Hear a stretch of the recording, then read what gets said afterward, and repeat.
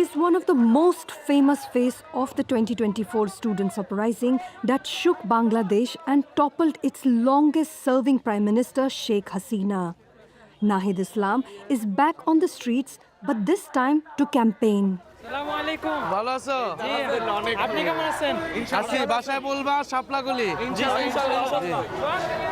Fueled by public expectations for sweeping change, 27-year-old Nahid launched a political party, the National Citizen Party, last year. He quit his position in the interim government and is now running for the Dhaka 11 constituency. For the last 20 years, there have been no fair elections in Bangladesh. We will preserve Bangladeshi culture and uphold justice. We will get rid of corruption and extortion in the country. He credits Mohammad Yunus's caretaker government with steering the transition to elections, but says critical tasks remain unfinished. Overall, we demanded reform and we achieved it. We wanted every perspective to be heard and we are working towards that. We wanted clean elections and that's happening. However, social and economic reforms are still pending and have not yet been addressed. Lack of funds and political experience pushed his party, the NCP, to forge an alliance with Jamaat-e-Islami, Bangladesh's largest and most conservative Islamist party. Nahid insists that this coalition does not mean compromising the NCP's core agenda.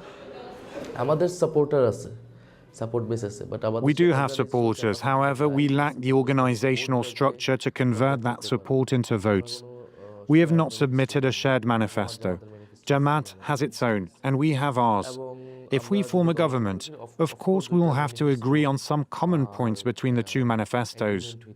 We want to ensure we work towards equality, and I will never compromise on women's rights, minority rights, or civic rights. At Dhaka University, the epicenter of the revolution, the dream of a new Bangladesh is fading along with students' trust in Nahid.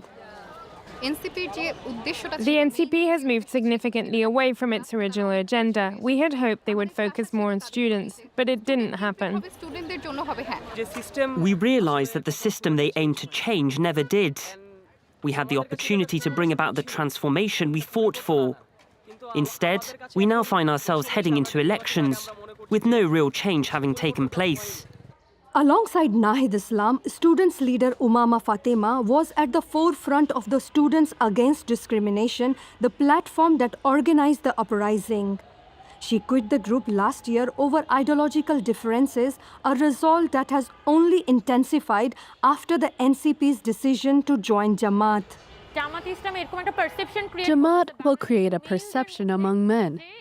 Say if they win, then they'll only empower men and impose social policing on women. There are divisions among women as well. Some want to wear the hijab and some do not. These two schools of thought will be set against each other, effectively dividing women. Founded in 1941, Jamaat-e-Islami has faced multiple bans in the past, mainly due to its opposition to Bangladesh's liberation from Pakistan in 1971 and its alleged involvement in wartime atrocities in which tens of thousands were killed. After a decade, they are back in the race, rebranding themselves as moderates. When asked about women's rights and freedom, Jamaat candidate Mohammad Jashim Uddin Sarkar highlights roles best suited to women. No one believes that women should be compelled to wear a hijab. It's a personal matter, and there's no way of imposing it.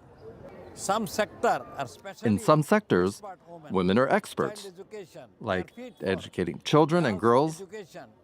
Women are more capable and are needed to raise and educate them. In these areas, women are better fit than men.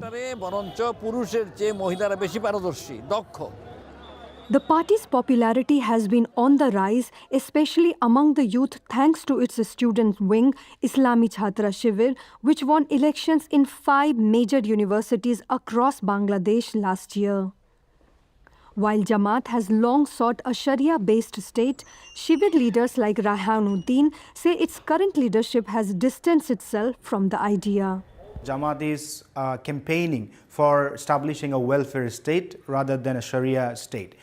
I think Bangladesh will run by the Constitution of Bangladesh.